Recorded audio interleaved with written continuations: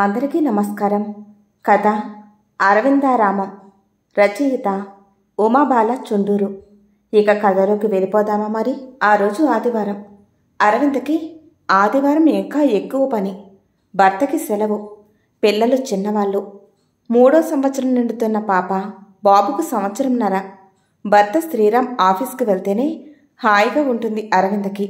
రోజు 9 కల్లా భర్తకి క్యారేజీ కట్టి ఇచ్చి పంపిస్తే సాయంత్రం 6 అవుతుంటే ఇంటికి వస్తాడు.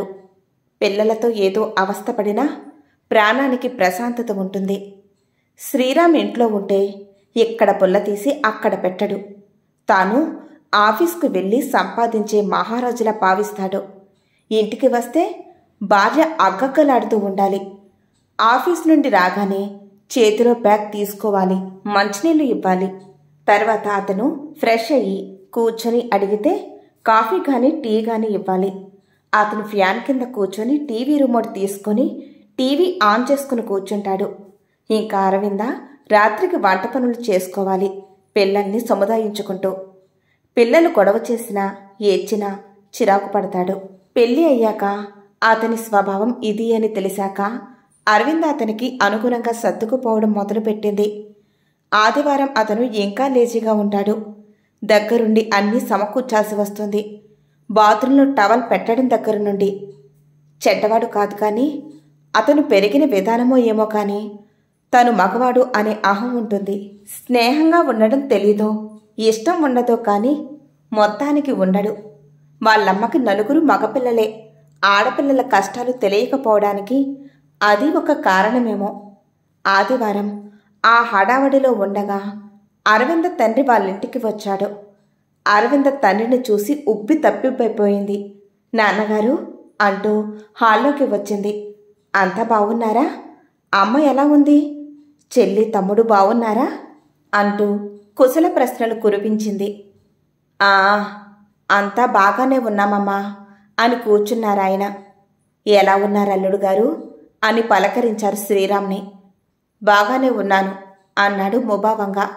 చదువుతున్న పేపర్ పక్కన పెట్టి శ్రీరామ్, ఈరోజు మీరు కూడా ఇంట్లో ఉంటారు కదా, అందరినీ చూసినట్టు ఉంటుందని వచ్చాను అని సంజాయిషి ఇచ్చినట్టు చెప్పారాయన. కాఫీ ఇవ్వనా నాన్నగారు అంది అరవింద. వద్దమ్మా, పొద్దున్న ఒకసారి తాగాను. ఈ డయాబెటిస్ వచ్చాక ఆ చేదు కాఫీ ఒకసారి తప్ప తాగలేకపోతున్నాను అన్నారు ఆయన చిన్నగా నవ్వుతూ. ఇప్పుడే వస్తాను నాన్న అని వంటింట్లోకి వెళ్ళింది అరవింద. శ్రీరామ్కి 9 కల్లా టిఫిన్ చేయాలి. పని చేసుకుంటూ నాన్నగారు ఎందుకొచ్చారబ్బా అనుకుంది మనసులో. ఫోన్ చేసి మాట్లాడుతూనే ఉంటుంది. ఇప్పుడు మల్కాజగిరి నుండి కోకటిపల్లి రావాల్సిన అవసరం ఏమై ఉంటుంది అనుకుంది. తండ్రి మాటలు వినపడితే వంటింటి తలుపు దగ్గర నిలబడింది. నీతో మాట్లాడదామని వచ్చాను బాబు. అర్చనకి పెళ్లి కుదిరినట్టు నీకు తెలుసు కదా. 1,00,000 రూపాయలు అవసరం పడ్డాయి. మన శివాకి టీసీఎస్లో జాబ్ వచ్చింది కదా, వాడు చేరగానే నేను ఓ 2 నెలల్లో ఇచ్చేస్తాను అంటున్నారాయన. శ్రీరామ్ వెంటనే, నా దగ్గర లేదండి, మొన్ననే మా నాన్నగారు కావాలంటే ఇచ్చేశాను అంటున్నాడు. అరవిందకి దుఃఖం వచ్చింది. మొన్న అమ్మ చెప్పింది చెల్లెలు పెళ్లికి కొంచెం డబ్బు తక్కువైంది అని. కానీ ఈరోజు తన తండ్రి నిస్సహాయంగా తన ఇంటికి వచ్చి లేదు అనిపించుకోవడం చాలా బాధనిపించింది. శ్రీరామ్ తన దగ్గర ఉండి లేదంటున్నాడని తెలుసు అరవిందకి. మనసులో శ్రీరామ్ అంటే ఏహ్యభావం కలిగింది. కానీ తను ఏం చేయగలదు?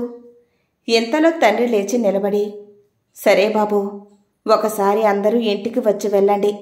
నీకు వీలవకపోతే అరవింద పిల్లలనైనా పంపించు. ఓ 4 రోజులు ఉండి వస్తారు. అమ్మా అరవిందా, వెళ్ళొస్తానమ్మా అన్నారు. అక్కడే ఆడుకుంటున్న పిల్లల్ని దగ్గరకు తీసుకుంటూ అరవింద వంటింట్లోంచి బయటకు వచ్చి, టిఫిన్ అయిపోవచ్చింది నాన్న, తిని వెళ్ళండి అంది. వద్దమ్మా, వెళ్ళొస్తా అని బయటకు నడిచారు. అరవింద తాను వెనక వెళ్ళింది. గుమ్మం వరకు తండ్రి చెప్పులు వేసుకుని వెనుకకు తిరిగి వెళ్తుంటే ఆయన కనబడే వరకు అక్కడే నిలబడి చూసి లోపలికి వచ్చింది. శ్రీరామ్ టీవీ చూస్తూనే ఉన్నాడు. ముభావంగా అరవింద లోపలికి వెళ్ళి పెసరట్లు ప్లేట్లో పెట్టుకుని వచ్చి శ్రీరామ్కి ఇచ్చింది. అది తీసుకుంటూ, ఇంత పొద్దున్నే మీ నాన్నగారు వస్తేనే నాకు డౌట్ వచ్చింది. ఇలాంటిదేదో ఉంటుందని. అల్లుడికి ఇవ్వాల్సింది పోయి అల్లుడినే అడగడం అన్నాడు. కొడుకు చదువు ఇంకా అవలేదు, అయ్యాక ఉద్యోగం వచ్చాక జీతం. ఏమో, పరిస్థితులు ఎలా మారుతాయో ఎవరికి తెలుసు అన్నాడు. అరవింద కొంచెం రోషంగా అంది. మీరైతే లేదని బాగానే చెప్పారుగా అని. మరి చెప్పక ఇక్కడేమైనా నా దగ్గర రాసులు పోసి ఉన్నాయా ఇవ్వడానికి అన్నాడు శ్రీరామ్. అరవింద లోపలికి వెళ్ళిపోయింది. అందరికీ పౌరుషాలు రోషాలకి తక్కువ లేదు అని గొనుక్కున్నాడు శ్రీరామ్. ఆ రోజు అలా ఏదోలా భారంగా అరవిందకి, ఎప్పటిలాగే శ్రీరామ్కి గడిచాయి. మర్నాడు భర్త ఆఫీస్కు వెళ్ళగానే పిల్లల్ని తీసుకుని దగ్గరలో ఉన్న గుడికి వెళ్ళింది అరవింద. దేవుడికి దండం పెట్టుకుని కొంచెంసేపు ప్రశాంతంగా కూర్చుని వద్దామని. గుడిలో దర్శనానంతరం అక్కడ మండపంలో కూర్చుంది. పిల్లలు కింద ఆడుతుంటే చూస్తూ ఎంతలో ఎవరో అరవింద అని పిలిచినట్లయి పక్కకు చూసింది. నేను అరవిందా, కార్తిక్ని అన్నాడు.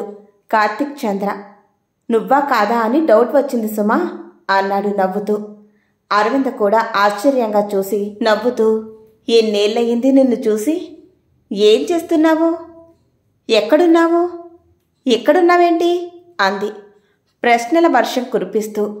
కార్తిక్ అక్కడే కూర్చుంటూ, నేను ప్రస్తుతం హైదరాబాదులోనే ఉంటున్నాను. ఇక్కడికి వచ్చి ఓ 10 నెలలవుతోంది. ఢిల్లీ నుండి వచ్చాను. ఇక్కడ జాబ్ వస్తే ఈ ఏరియాలో మా మావయ్య ఉంటాడు. ఈ మధ్య ఆరోగ్యం బాలేదంటే చూద్దామని వచ్చాను. సరే, తిరిగి వెళుతుంటే ఈ గుడి కనిపించింది.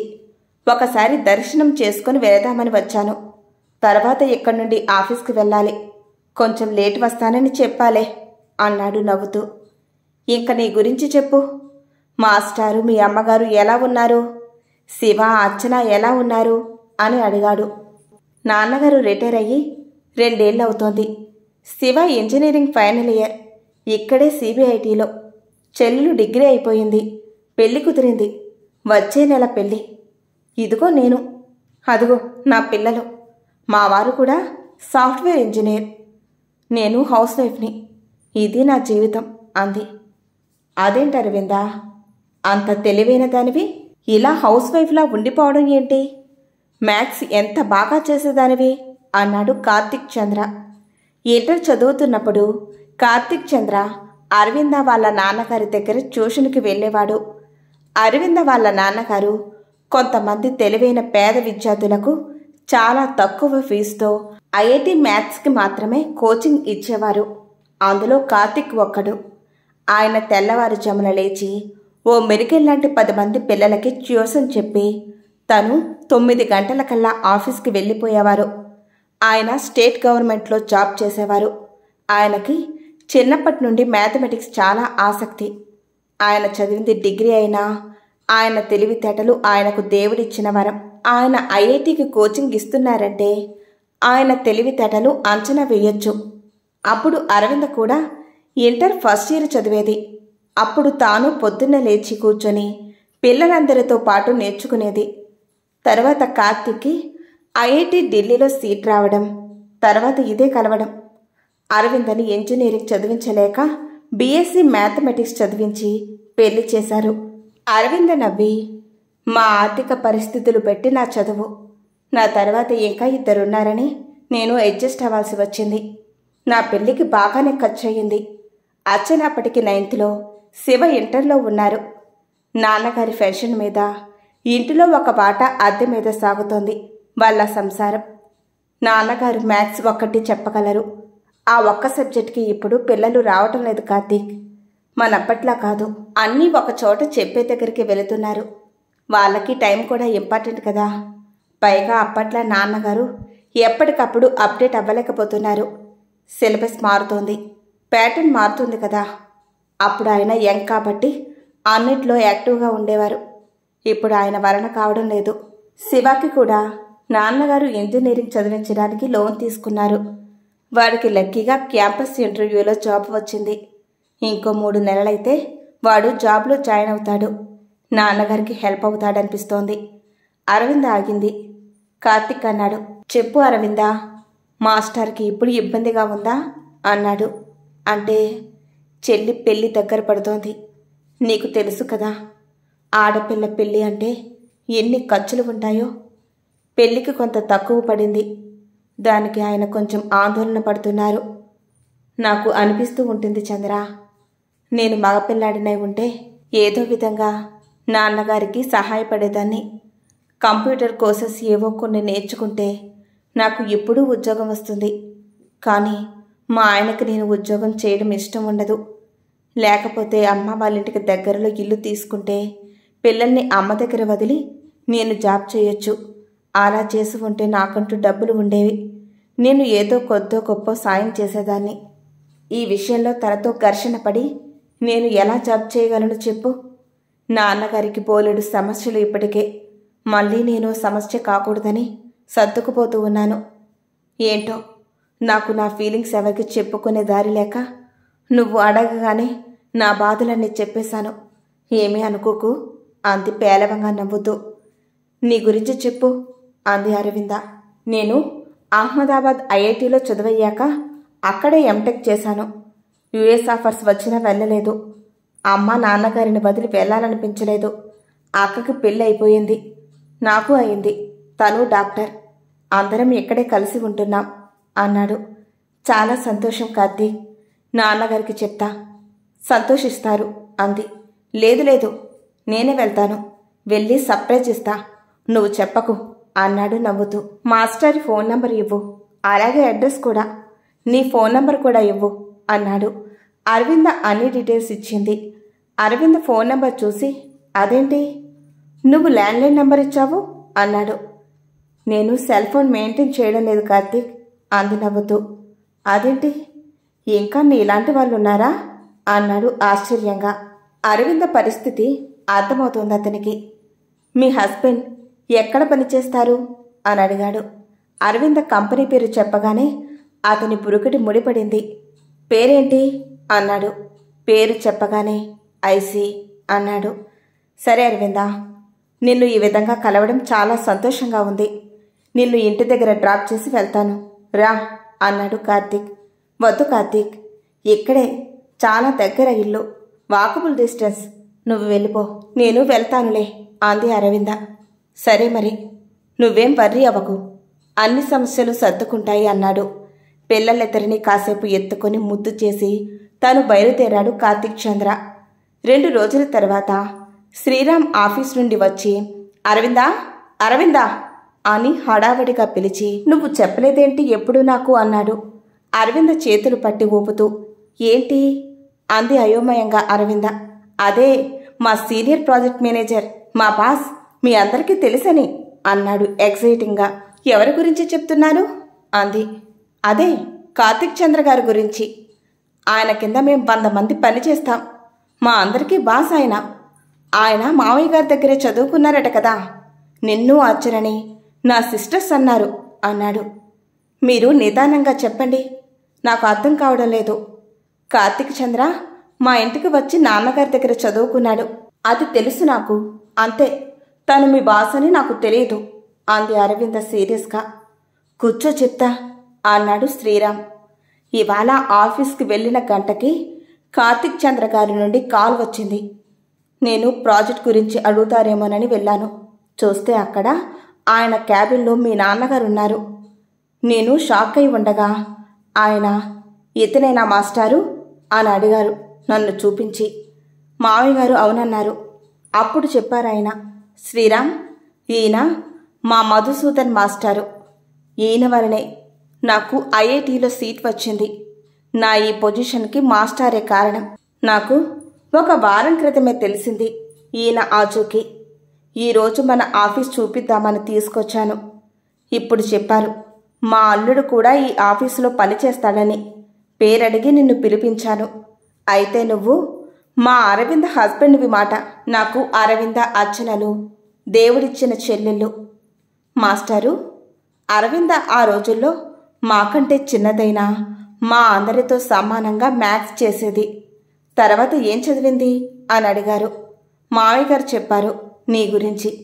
ఏంటి మాస్టారు, అంత తెలివైన అమ్మాయిని ఇంకా చదివించకపోయారా అని అన్నారు. అప్పుడు అర్చన, శివ చిన్నపిల్లలు అని చెప్పారు. మీ అందరి గురించి ఎంత గొప్పగా చెప్పారో. తర్వాత నేను నా సీటుకి వెళ్ళిపోయాను. మావయ్య గారిని ఒక అరగంట తర్వాత తన కారులో డ్రైవర్ని ఇచ్చి ఇంటికి పంపించారు. మావయ్య గారితో ఇంకేం మాట్లాడారో అన్నాడు శ్రీరామ్. అవునా, ఇంత జరిగిందా అనుకుంది మనస్సులో అరవింద. ఆ రోజు తన భర్త పనిచేసే ఆఫీస్ పేరు చెప్పగానే కార్తిక్ ఫేస్లో కలిగే మార్పులు గుర్తొచ్చాయి అరవిందకి. అందుక ఇంత మార్పు శ్రీరామ్లో అనుకుంది. ఈరోజు రాత్రి వంట చేయకు, బయట భోజనం చేసి వద్దాం అన్నాడు. నేను వంట చేసేశాను, తర్వాత ఎప్పుడైనా వెళ్దాంలేండి అంది. సర్లే అయితే అన్నాడు శ్రీరామ్. ఉరుముల్లేని వర్షంలా ఉంది శ్రీరామ్ తన మీద చూపిస్తున్న ప్రేమ అనుకుంది మనసులో. ఎక్కడా సంతోషంగా అనిపించలేదు. కానీ శ్రీరామ్ ప్రవర్తనలో మార్పు కొట్టొచ్చినట్లు కనిపిస్తోంది. మర్నాడు శ్రీరామ్ ఆఫీస్కి వెళ్ళగానే ఇంటికి ఫోన్ చేసింది అరవింద. ఏమైంది నాన్నగారు అని అడిగింది. ఆయన చెప్పారు, 2 రోజుల క్రితం కార్తిక్ వచ్చాడమ్మా తన భార్యను తీసుకొని మన ఇంటికి. నేను ఆశ్చర్యపోయాను. ఇక్కడే మీ ఆయన చేసే కంపెనీలోనే చాలా పెద్ద పోస్టులో ఉన్నాడు. భార్య అపోలోలో గైనకాలజిస్ట్ అట. మమ్మల్ని అందరినీ భార్యకి పరిచయం చేశాడు. నా వలనే తను పైకి వచ్చాడని భార్యకు చెప్పాడు. ఆ అమ్మాయి కూడా నవ్వుతూ చాలా విధేయతగా ఉంది. మన అందరి వివరాలు తెలుసుకున్నాడు. తమ్ముడు జాయిన్ అవ్వబోయే ఆఫీస్ గురించి అన్ని వివరాలు తెలుసుకున్నాడు. మీ అమ్మకి నాకు బట్టలు పెట్టి కాళ్లకు దండం పెట్టాడు. ఈ రోజుల్లో అంత గుర్తు పెట్టుకుని రావడం చాలా అరుదు. నువ్వు కలిసావని చెప్పాడు. అర్చన పెళ్లికి వస్తానని చెప్పాడు. అమ్మా, ఇంకో గొప్ప విషయం. 3 లక్షలకు చెక్కు ఇచ్చి, మాస్టారు ఇది అప్పుగానే ఇస్తున్నాను, మీ అభిమానం తెలుసు నాకు. శివ ఉద్యోగంలో సెటిల్ అయ్యాక నిదానంగా నాకు తీర్చవచ్చు అన్నాడు. తమ్ముడితో, శివ ఇది నీ బాధ్యత, నాన్నగారిది కాదు. అలా అని నీకు బరువు బంధనం కాదు అని ఒక కొడుకుగా చెల్లెలికి పెళ్లికి చేసే సాయం అనుకోండి మాస్టారు, వద్దనొద్దు అన్నాడు. ఇంకెక్కడ డబ్బుకి ప్రయత్నించకండి అని కూడా అన్నాడు. కాదనలేకపోయాను. నిజంగా ఇప్పుడు అవసరమే కదా. వెళ్తూ రేపు కార్ పంపిస్తాను. ఇంటికి మీరు అందులో మా ఆఫీస్కి రండి. నా దగ్గర కూర్చుని జస్ట్ అబ్జర్వ్ చేయండి, ఏమీ మాట్లాడకండి. నేను ఏమీ తెలియనట్టు అడిగినా సమాధానం చెప్పండి, తమాషా చూపిస్తా అన్నాడు. అలా అల్లుడు గారి ఆఫీస్కి వెళ్ళాను. మిగిలిన సంగతి నీకు తెలిసిందే. మాటల్లో అల్లుడు గారి గురించి చెప్పాడు. శ్రీరామ్ తెలివైనవాడట, పని బాగా చేస్తాడట. మిగిలిన విషయాలు కూడా అన్నీ సర్దుకుంటాయి చూడండి మాస్టారు అన్నాడు. నిజంగా దేవుడి లీల కాకపోతే ఇలా సహాయం నాకు దొరుకుతుంది అనుకోలేదు. ఇక నిశ్చింతగా అర్చన పెళ్లి జరుగుతుంది అని నమ్మకం కలిగింది.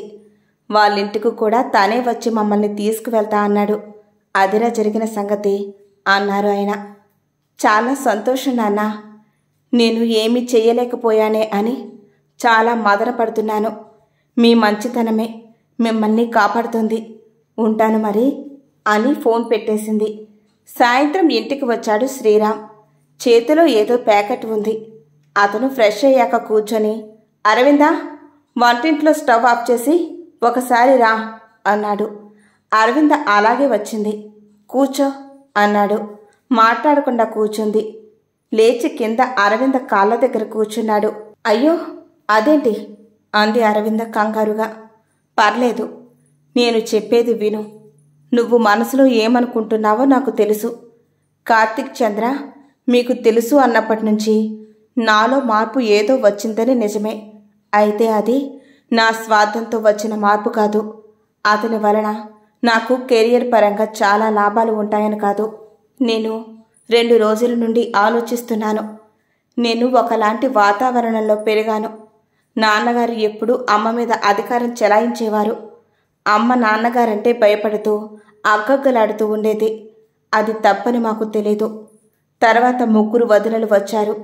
వాళ్ళని అన్నయ్యలు అలాగే చూసేవారు. అదే పద్ధతి అనుకున్నాను నేను. మగవాడికి అహం ఉండాలన్నట్టు ఉండేవారు నాన్నగారు. ఇప్పటికీ మా నాన్నగారు వస్తే మా వదినలు లేచి నిలబడతారు. ఆయన ఎదురుకుండా కూర్చోరు. అది తప్పు. తండ్రి కూతుర్ల అనుబంధం ఉండాలి అని ఇప్పుడు అర్థమవుతోంది నాకు. మీ నాన్నగారికి మొన్న నేను 1,00,000 రూపాయలు ఇవ్వలేదు. ఎందుకంటే నాకు అంతవరకు ఆయనంటే చిన్న చూపు. మీ శివాకి అపాయింట్మెంట్ క్యాన్సిల్ అయితే ఎలా తిరిగిస్తారు అన్న కుల్లి ఆలోచన. అంతేగాని నా భార్యకు తండ్రి, ఆయనకు ప్రస్తుతం నేను తప్ప ఎవరు సహాయం చేస్తారు అన్న ఆలోచన లేదు నాకు. ఇప్పుడు వస్తూ మీ నాన్నగారికి ఫోన్ చేసి ఇప్పుడు ఇస్తాను 1,00,000 రూపాయలు అంటే ఆయన ఎంతో మాధవంగా చెప్పారు. కార్తీక్ చంద్ర 3 లక్షలు తను అడగకుండానే ఇచ్చాడని, అవసరమైతే తప్పకుండా తీసుకుంటాను బాబు, ఏమీ అనుకోవద్దని నాకు మెత్తగా చెంప మీద కొట్టినట్టే అయింది. నాకు సొంత మామగారి మీద లేని నమ్మకం అతనికి ఉంది కదా అనిపించింది. మావయ్య గారు, కార్తీక్ చంద్ర నా బాస్ అయినందువలన నేను ఇప్పుడు ఆయనకు హెల్ప్ చేస్తాను అన్నానని అనుకుని ఉండవచ్చు. కానీ అంత పెద్ద పోస్టులో కార్తీక్ చంద్రలోని వినయం, విధేయత, ఒద్దిక చూశాక ఆశ్చర్యం వేసింది. అతని ముందు నేను అన్ని విధాలా తక్కువే. అయినా ఎంత అహం నాలో. మీ నాన్నగారు తన శిష్యులు అంత పెద్ద హోదాలో ఉన్నా ఎంత నిడారంబరత. కార్తీక్ చంద్ర ఇప్పటికీ తన ఉన్నతికి కారణమైన మీ నాన్నగారిని మరిచిపోకుండా గుర్తుపెట్టుకోవడం ఎంత డౌన్ టు ఎర్త్ ఉన్నాడు అతను. అసలు నువ్వు ఎంత తెలివైన దానివి. నాకు కార్తీక్ చంద్ర చెప్పే వరకు తెలియదంటే నేను ఎంత మూర్ఖుణ్ణి. నా దగ్గర ఉన్న విలువైన వజ్రం విలువ ఎవరో చెప్తే గాని తెలుసుకోలేకపోయానే అన్న బాధ నాకు తొలిచేస్తోంది. అతనితో సమానంగా మ్యాథ్స్ చేసేదానివంటే నిన్ను మీ నాన్నగారి స్తోమత లేక చదివించలేదు, కానీ నిన్ను చదివించి ఉంటే ఇలా నా భార్యగా ఉండేదానివా? నా చేత అణచబడేదానివా? ఇలా ఒక సామాన్య గృహిణిలా ఉండేదానివా? ఎక్కడో ఉండేదానివి. లక్షల్లో జీతం తీసుకుంటూ మీరంతా చాలా గొప్పవాళ్ళు, పరిస్థితులకి అనుగుణంగా సర్దుకొని బ్రతుకుతున్నారు అంతే.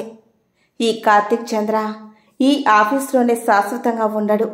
అంత పెద్ద క్వాలిఫికేషన్ ఉన్న అతనికి ఈ ఆఫీస్ కాకపోతే ఇంకోటి. అలాంటి వాళ్ళు ఎదుగుతూనే ఉంటారు. కానీ నాలో మంచి మార్పు అంటూ వస్తే అతనే కారణం. అతని గతం నాకు తెలియకపోతే నేను మారేవాడిని కాదు. ఎందుకంటే అతను 1 సంవత్సరంగా నా బాస్. ఇది నిజంగా సహజంగా నాలో నా ఆలోచనల్లో వచ్చిన మార్పు, స్వార్థంతో వచ్చింది కాదు. నన్ను నమ్ము. నేను బాగా ఆలోచించాను అరవిందా. నేను నిశ్చయానికి వచ్చాను.